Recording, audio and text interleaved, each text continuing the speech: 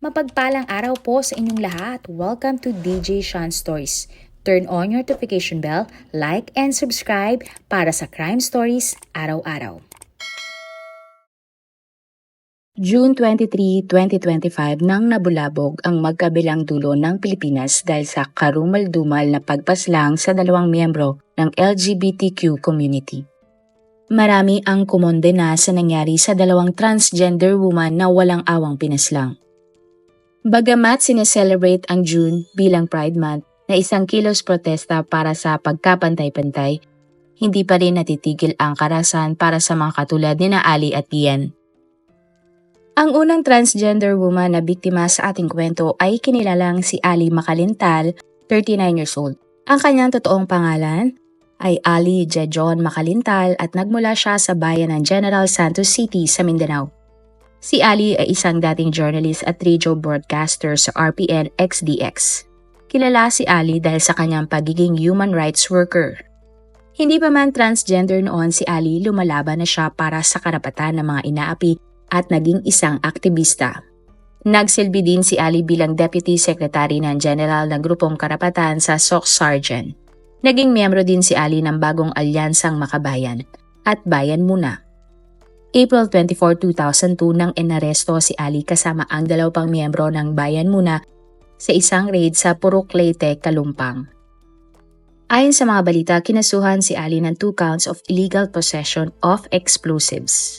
Sina Ali umano ang sinisisi noon sa nangyaring bombahan sa isang department store kung saan may namatay na 15 mga katao at sugatan ang 50 na mga katao. Sinasabi na na-trace umano ang mga suspect dahil sa isang tawag. Sa affidavit naman na sinabmit ni Ali, sinabi niyang napilitan lamang siyang tumawag noon dahil sa utos ng 2 lalaki na persahang pumasok sa klinik ng kanyang pinsan at tinutukan siya ng baril. Dahil dito, 10 taong nakulong si Ali kasama ang 2 pang individual. October 2010 nang ibinasura ng korte sa General Santos City ang ikinaso kay Ali sa kadahilan ng kulang ang mga ebidensya laban sa kanya para patunayan na sila ang nagpasabog ng nasabing department store. Sinabi din sa balita na paulit-ulit nakaranas si Ali ng karahasan sa loob ng kulungan mula pa mismo sa kamay umano ng mga pulis. Masaya naman si Ali sa wakas ay siya ay nakalaya.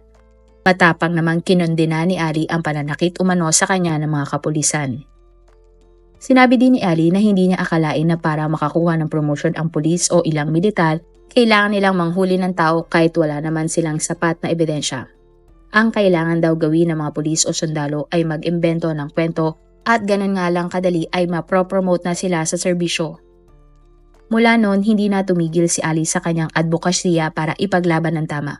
Madalas siyang laman ng mga rally at tahasang kinokondena ang mga mali sa sistema na kanyang nakikita.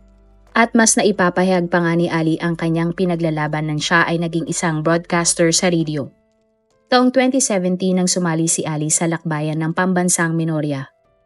Siya ay nakiisa sa mga lumad at moro laban sa mga pag-atake sa kanilang komunidad.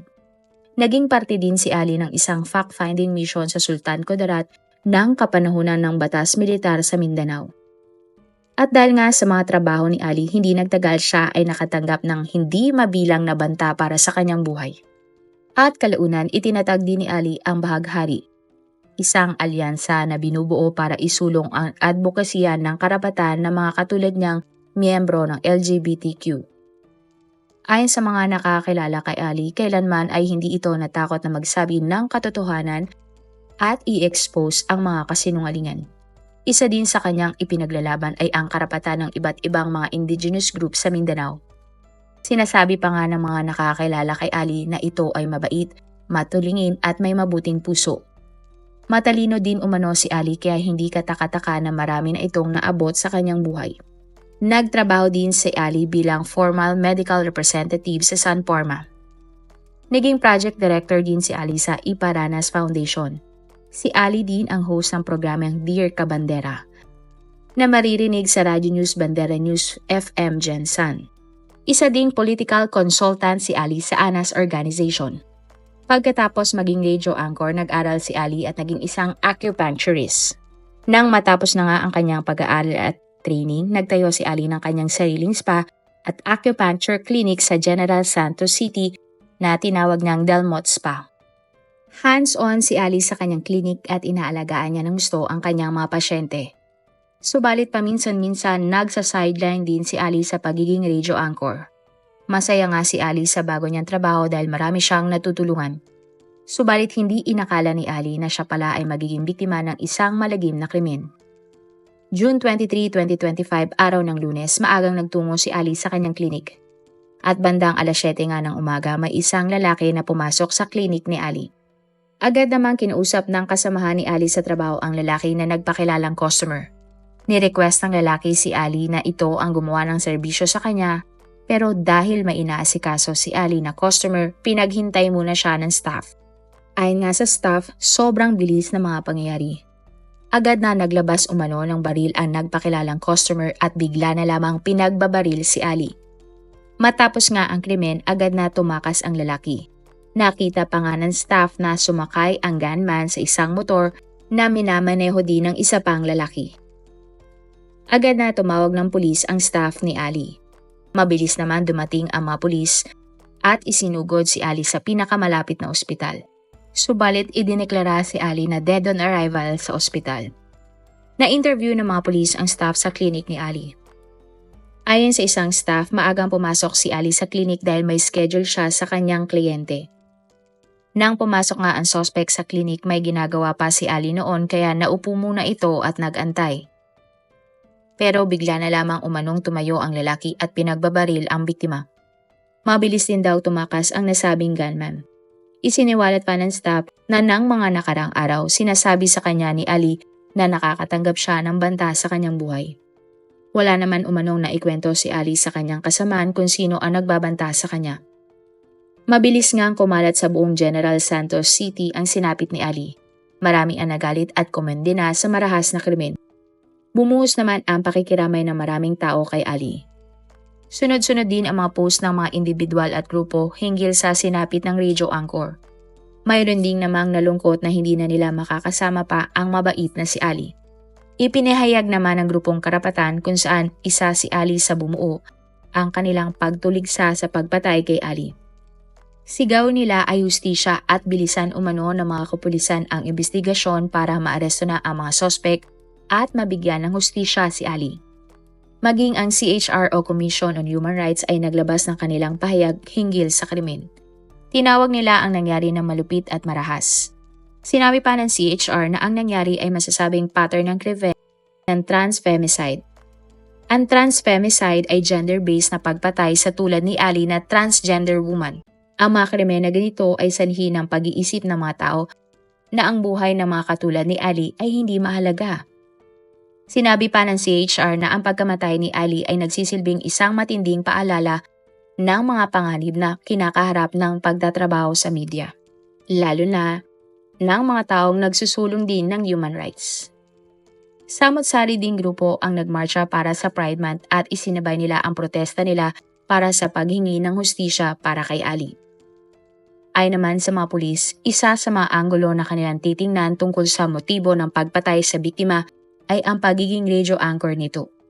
Naglabas din ng pahayag ang Presidential Task Force on Media Security hinggil sa pagpatay kay Ali. Ayon nga sa post, binabantayan nila ng maigi ang investigasyon ng kaso ni Ali. Nakikipag-ugnay na din umano ang ahensya sa lokal na pulis sa General Santos City para sa update ng kaso. Ay naman sa investigasyon, 1 taon pa lang nire-red tag si Ali bilang miyembro umano ng NPA sa kabila ng pagiging lehitimo nitong mamamahayag sa Gensan. Sa ngayon ay patuloy pa din ang investigasyon ng mga pulis. Wala namang lumalabas na balita tungkol sa suspect na pumatay kay Ali. Pero isa lang ang hiling ng bawat isa, ang mabigyan ng hustisya ang pagpatay kay Ali. Ang pangalawang biktima naman sa ating kwento na isa ring transgender ay kinilalang si Gian Molina. Si Gian ay 18 years old na kilala bilang Kiera Apostol na isang trans woman. September 25, 2007 nang ipinanganak si Gian at siya ay pangatlo sa 4 na magkakapatid. Si Gian nga ay residente sa Cagayan City. Mabait, talented, palakaibigan at matalino. Ganyan inilarawan si Gian ng kanyang pamilya. Fresh graduate si Gian ng senior high school at nag-enroll sa Cagayan State University, Caritan Campus. Ang napiling kurso ni Gian ay Business Management. Bata pa lamang si Gian, mahilig na ito sa pagme-makeup at isang fashionista. Sa kanyang lumang YouTube channel, ibinabahagi ni Gian ang passion niya sa pagme-makeup. At hanggang sa kanyang paglaki, naging parte ng buhay ni Gian ang makeup. Ang talento ni Gian sa pagme-makeup ay kanyang ibinabahagi sa kanyang mga kaklase. Inaayusan ni Gian ang kanyang mga kaklase o kakilala sa tuwing may okasyon silang dinadaluhan. May mga post din si Gian sa kanyang TikTok account ng mga makeup trends. At napakagaling din ni Gian dahil nagagaya niya ang mga kakaibang makeup. Sa kanyang Facebook account, tinawag ni Gian ang kanyang sarili na hair and makeup artist. Madalas din mag-photoshoot si Gian kung saan siya nag-aayos sa tulong ng kanyang mga kaibigan. Aktibo din si Gian sa pagsali sa iba't ibang beauty pageant. Buo naman ang suporta kay Gian ng kanyang buong pamilya. Marami pa nga ang pangarap si Gian at marami pa siyang gustong makamit sa buhay. Subalit walang mag-aakala na maagang mawawala si Gian dahil sa hindi inaasahang mga pangyayari. June 21, 2025, araw ng Sabado bandang alas 8 ng gabi, nagpaalam si Gian sa kanyang nanay na makikitulog daw umano sa isa niyang kaibigan na miyembro din ng LGBTQ community.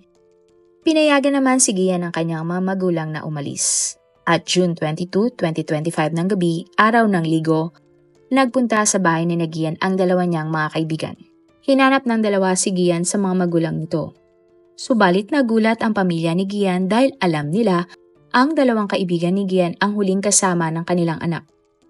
Agad naman sumagot ang isang kaibigan ni Gian at sinabing may sumundo umano kay Gian ng kinagabihan ng araw na iyon na nakasakay sa isang motor.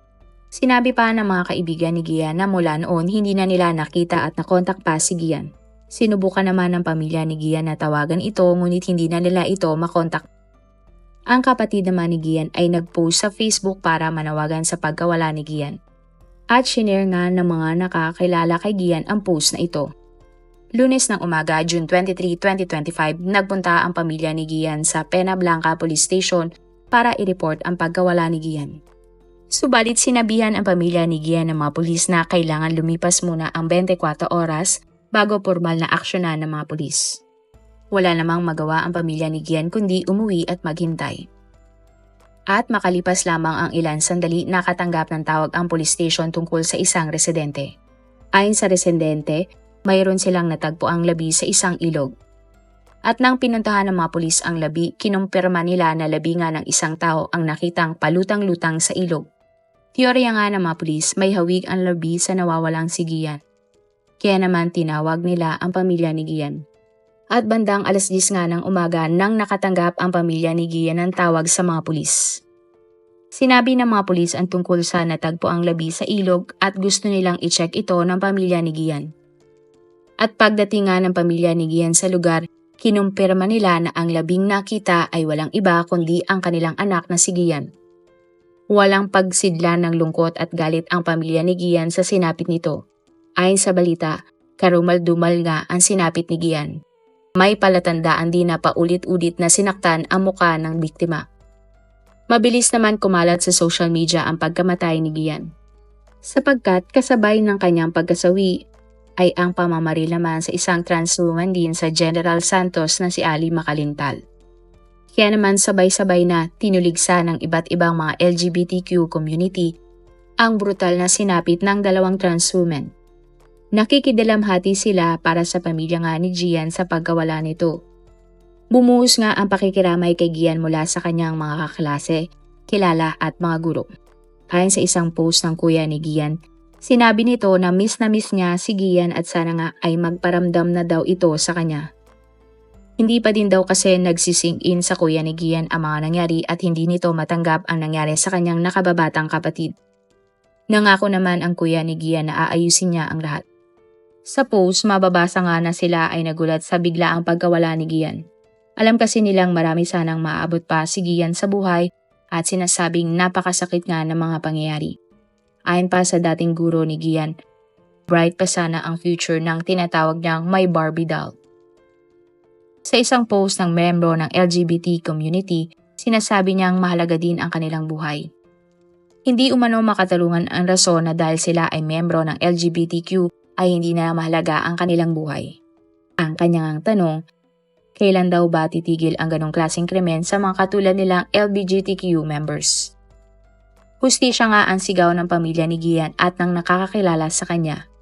Sa pahayag naman ng mga pulis, sinabi nila na hinihiling nila ang kooperasyon ng netizens at may maging responsable sila sa pagbabahagi ng impormasyon online. Sinabi pa ng mga otoridad na gagawin nila ang kanilang tungkulin upang maibigay ang hustisya sa lalong madaling panahon. Sa investigasyon, napag-alaman ng mga pulis na kilala pala ng pamilya ni Gian ang sinasabi nitong pupuntahang bahay kaya pinayagan nila na umalis ang biktima. Nakausap naman ng mga pulis ang sinasabing mga kaibigan ni Gian na kanyang pinuntahan ng gabi na iyon. Ayon nga sa mga ito, hating gabi nang lumabas si Gian sa bahay at nakita nilang may kachat ito sa cellphone. Mula noon, hindi na daw umuwi si Gian sa bahay ng kanyang kaibigan. At kinaumagahan nagpunta nga ang dalawang kaibigan ni Gian sa bahay nito para isauli ang mga naiwang gamit ng biktima. At dito nga nalaman ng dalawang mga kaibigan ni Gian na nawawala na pala ito.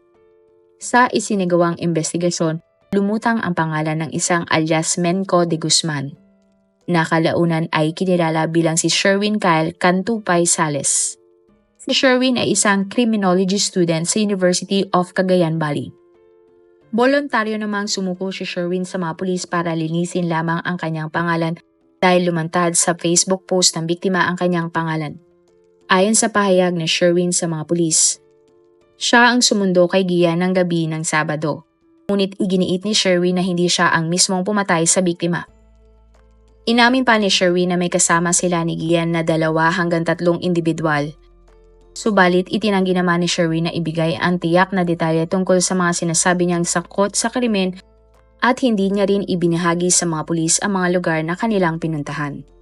Sa ngayon, nasa kustodiya pa din ng mga pulis ang suspect na si Gian habang hinihintay ang resulta ng autopsy mula sa SOCO upang matukoy ang tiyak na sanhi ng pagkamatay ni Gian.